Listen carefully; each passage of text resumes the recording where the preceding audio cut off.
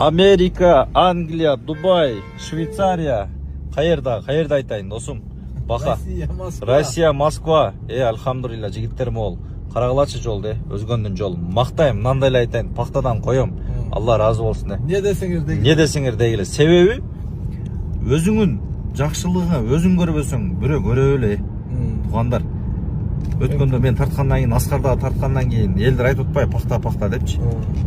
Өзүбүз жүдөп какап, ямаларга түшүп, таш жолдо жүрүшүбүз керекпи аны үчүн?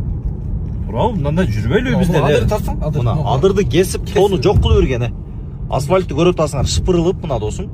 Бүт бардыгы мындай эмеден күндөн энергия алат, жарык бардыгы.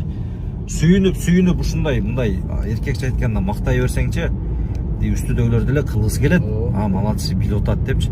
Анан только наразы болуп, пактадан алгындай кылып, негатив болуп, платный экенин мынды бекер не бар азыр айткылачы, бекер не бар?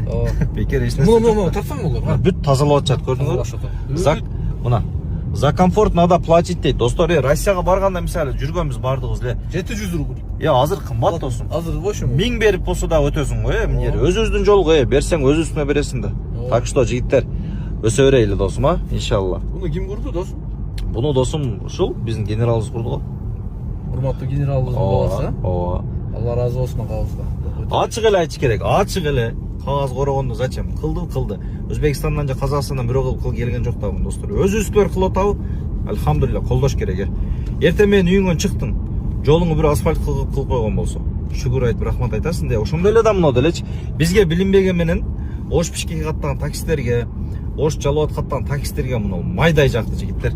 Жол кыскарды кыйла, 1,5 саатта жетет смело азырчы. Безопасный достор, жеңил. Мына алжат бүт бардыгы тосулган, мал кой көрбөйсүңөр кыскасы.